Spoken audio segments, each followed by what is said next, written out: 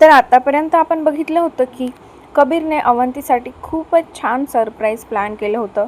गॅलरीमध्ये पूर्ण गुलाबांच्या पाकळ्यांचा सडा टाकला होता आणि तिथे पूर्ण गुलाबांनी आणि बलून्सनी सजावट केली होती. तर आता आपण बघणार आहोत की पुढे काय होईल. आणि परत एकदा मी तुम्हा सर्वांना आठवण करून देते की व्हिडिओमध्ये पुढे जाण्याआधी प्लीज व्हिडिओला लाईक करा. त्यामुळे मला पुढील भाग लवकरात लवकर टाकण्याचं प्रोत्साहन मिळते. चला तर बघूया आजच्या भागात काय होईल. अवंती फक्त लुकलुकत्या डोळ्यांनी एक गोष्ट डोळ्यात साठवून घेण्याचा प्रयत्न करत होती. असं कधी आयुष्यात पाहिलंच नव्हतं. त्यामुळे डोळ्यात नवलाई भरली होती. चेहऱ्यावर इयर टू इयर स्माईल पसरली होती. तो सुगंध जो प्रत्येक श्वासागणित तिच्या नसानसात भिनत होता.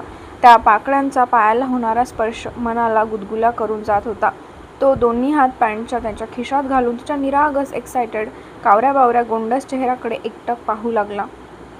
अहो हे पाकळ्या किती छान वाटत आहे ना. तुम्ही केलं माझ्यासाठी. ती खुश होत किंचाळत हसत बोलता बोलता खाली गुडघ्यावर बसून खालच्या पाकळ्या हाताच्या उंजळीत घेत त्याचा सुगंध घेऊ लागली. आत्तापर्यंत तिच्या निरागस चेहऱ्याला निहाळत हसत होता, पण तिने खालच्या पाकळ्या उचलल्या आणि त्याचा सुगंध ती घेऊ लागली. तसं त्याच्या चेहऱ्यावर एक वियर्ड लुक आला. अहो ह्या गुलाबाच्या पाकळ्यांना वेगळाच सुगंध येत आहे. खूप सुंदर आहे. ती खुदकन हसत हातातल्या पाकळ्या स्वतःच्याच अंगावर उधळत म्हणाली. आणि त्याचा वियर्ड लुक जास्तच वाढला. तो डोळे मोठे करून तिला एकटक बघू लागला. तिचा आनंद बघून त्याच्या चेहऱ्यावर जे मगाशी हसू आलं होतं तेच गायब झालं. एकतर फुल तिचा जीव की प्राण होता. त्यात पहिल्यांदा तिने एवढ्या गुलाबाच्या पाकळ्या बघितल्या होत्या. त्यामुळे वेडावून गेली होती. काय करू आणि काय नाही असं झालं होतं. तिच्या चेहऱ्यावर एवढा आनंद पसरला होता की तिचा आनंद सध्या गगनात मावत नव्हता. खाली पालथी मांडी घालून बसत अजूनच गुलाबाच्या पाकळ्या स्वतःच्या अंगावर उडवू लागली. त्या पाकळ्यांचा सॉफ्ट स्पर्श तिला स्वतःच्या अंगावर होताच खुदू हसू तिच्या तोंडातून बाहेर निघत होतं. त्याने डोळे मिटून कपाळावर हाताची सगळी बोटे फिरवत दुसऱ्या मिनिटाला डोळे उघडत तिच्याकडे बघितले तर ती तिच्या धुंदीत गुलाबाच्या पाकळ्यांशी खेळत बडबड करत होती. तिची बडबड सध्या त्याच्या कानात शिरत नव्हती. अवंती, त्याच्या आवाजाने तिने पटकन त्याच्याकडे गोंधळलेल्या नजरेने पाहिलं. काय करते? पेटल्स खाली पडलेल्या आणि त्यात स्वतःच्या अंगावर टाकून घेतेस? डिस्गस्टिंग. तो काळजीने मोठ्या आवाजात चिडून म्हणाला. तशी ती इतक्या वेळ त्या पाकळ्या बघून खुश झाली होती. तिच्या चेहऱ्यावर जे ओसांडून वाहत असलेलं हसू दुसऱ्या क्षणी गायब झालं. तिने एवढ्या त्या पाकळ्या तिच्या अंगावर टाकून घेतल्या की तिच्या हाताला पायाला ओढणी आणि ड्रेसच्या गळ्याचा जो तिचा उघडा तिथे सुद्धा त्या पाकळ्या चिटकल्या होत्या. उठून उभी राहा. तो वैतागून भुवया घाईघाईत काळजीने तिच्या जवळ तिचा हात पकडून उभा करतो. ती गडबडून त्याच्याकडे बघू लागली. त्याने तिला वरून खालून निहाळून तिच्या डोक्यावरच्या हातावर चिटकलेल्या पाकळ्या काढू लागला. वेड लागलं का? त्या पाकळ्या खाली पडलेल्या आणि त्याच अंगावर टाकून घेत आहे. तो वैतागून बोलतच तिच्या अंगावरच्या पाकळ्या झटकत म्हणाला. त्याच्या मते खालच्या पाकळ्या अंगावर टाकून घेणं म्हणजे अनहायजेनिक. तो सुगंध काही नॅचरल नव्हता ना त्याचा कलर नॅचरल. त्या पाकळ्या सजवताना स्टाफसुद्धा त्याच्यावरून चालले असतील. तो सुद्धा त्यावरून दोनदा फिरला होता. ती पण उड्या मारून इकडून तिकडून फिरत होती. तेच अंगावर टाकून त्याचं काही साईड इफेक्ट होऊन रॅशेस येऊ नये असं वाटत होतं. ती बारीक चेहरा करून पापणाखाली घेत स्वतःच्या अंगावरच्या पाकळ्या झटकत एक पाऊल मागे होते.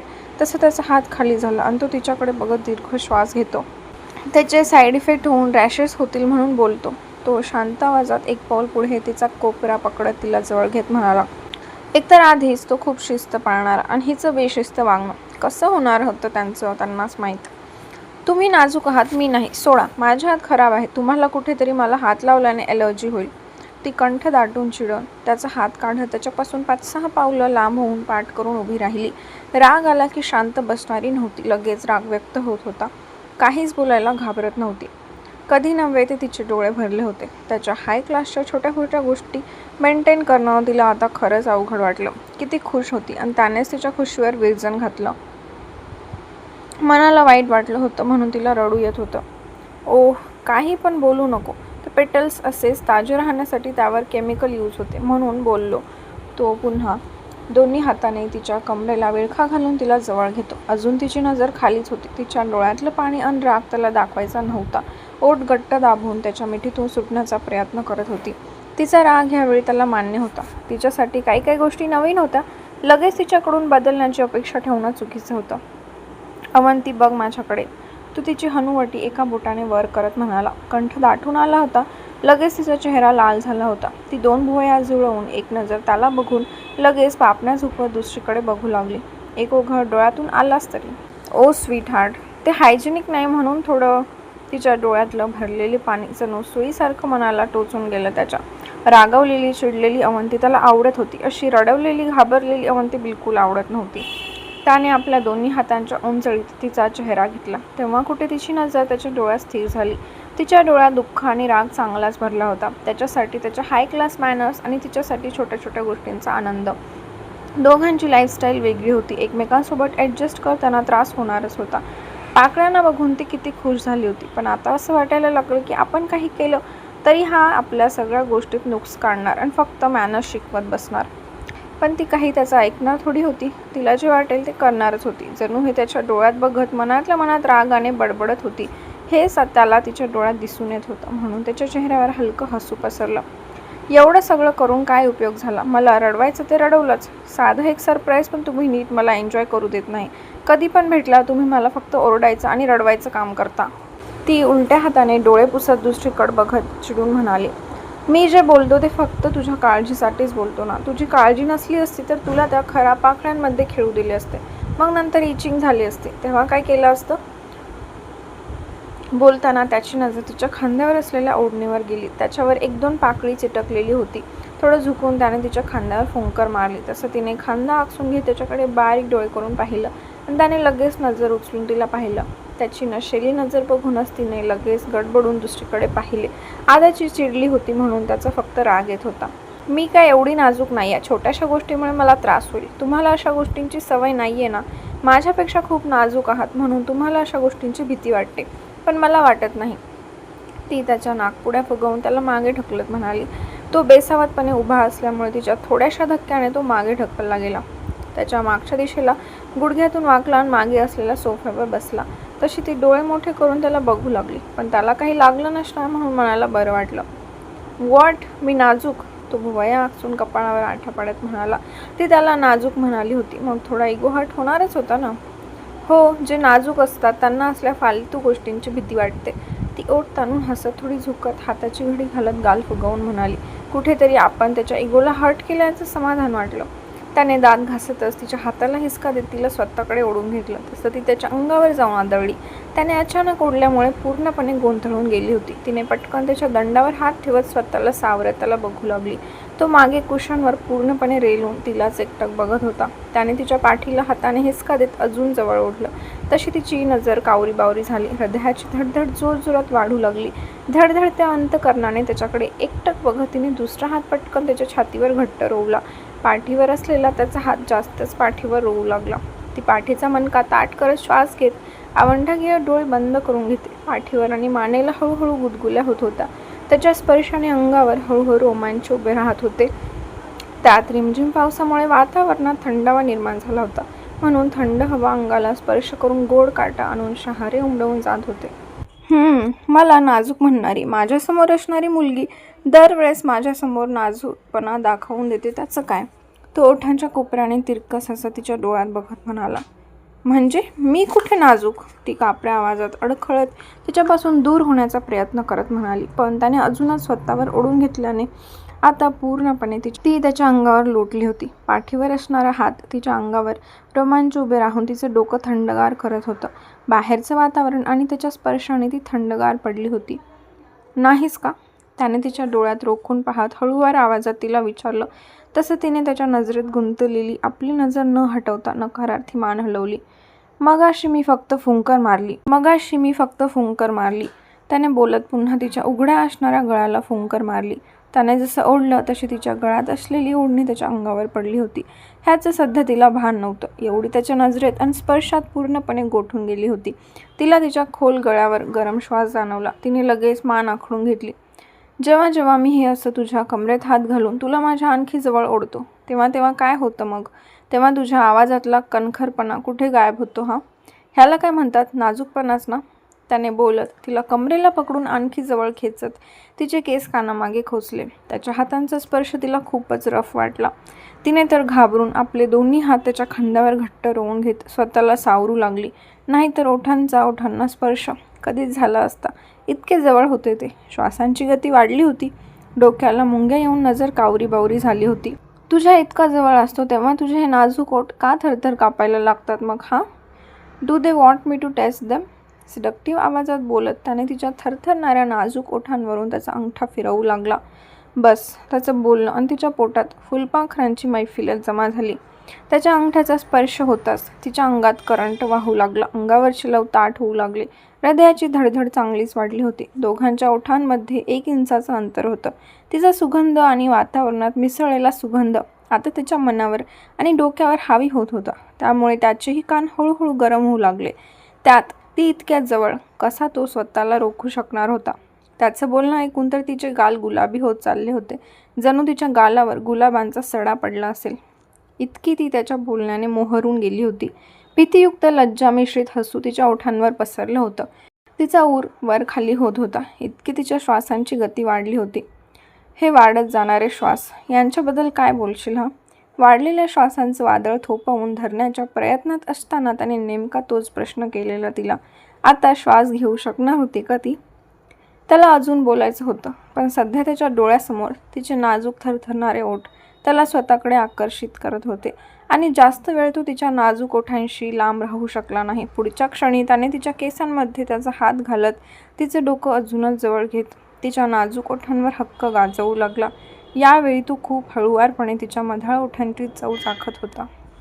ती सुद्धा त्याच्या अजून जवळ जात हळुवारपणे त्याला साथ देऊ लागली. तिचा कसला का असेना रिस्पॉन्स येत होता म्हणून तो सुखावला. त्याची गोड चव कधी तिला आवडू लागली तिचं तिला कळलं नव्हतं, पण अजून त्या गोष्टीत प्रोण होती.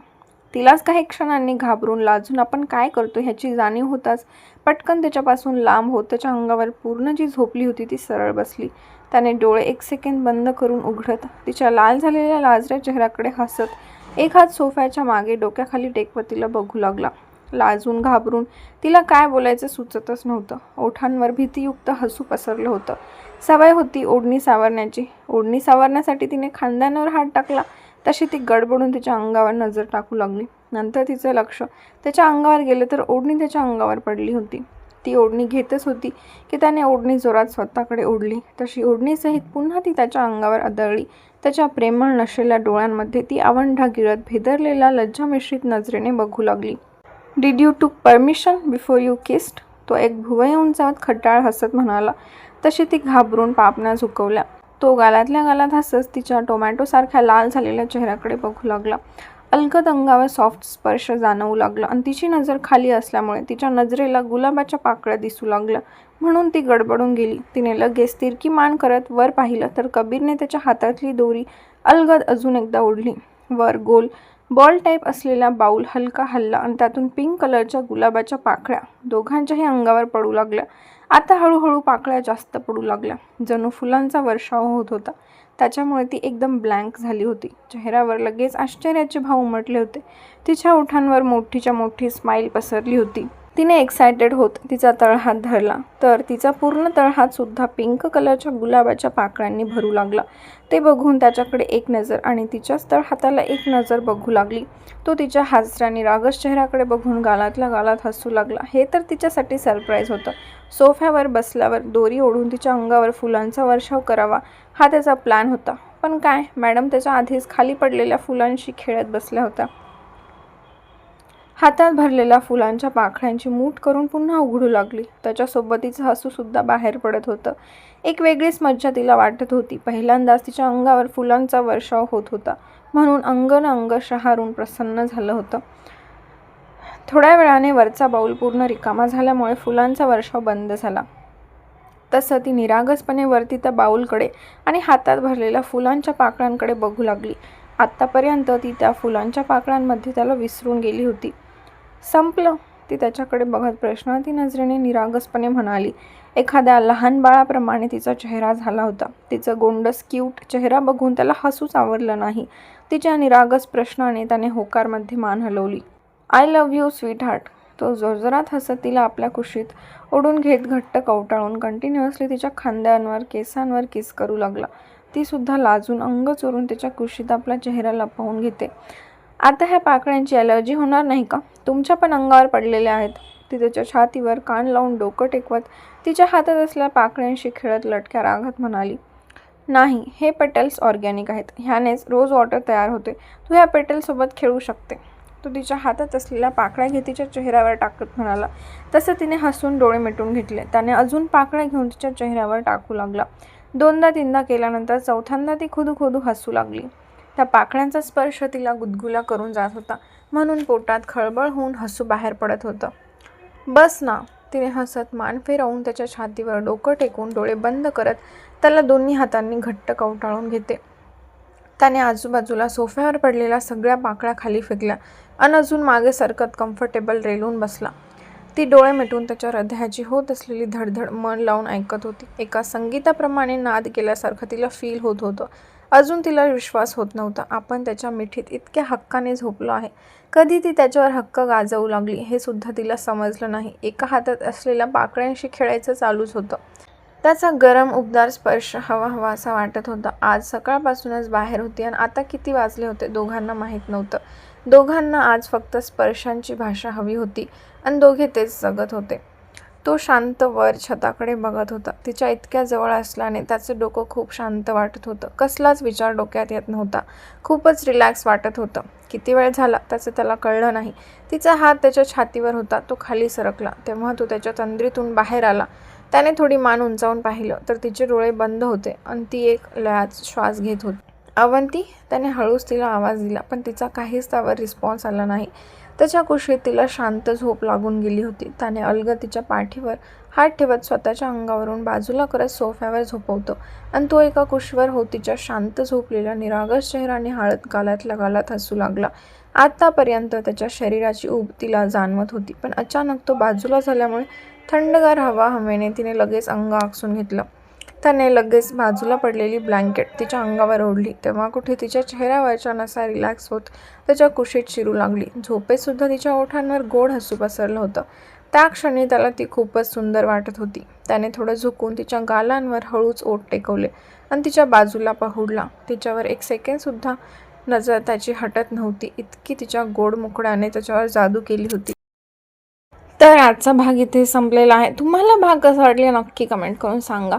तुम्हाला या भागातील सगळ्यात भारी मोमेंट कोणती वाटली नक्की कमेंट करून सांगा. व्हिडिओला लाईक करायला विसरू नका आणि पुढचा भाग बघण्यासाठी चॅनलला देखील नक्की सबस्क्राईब करा.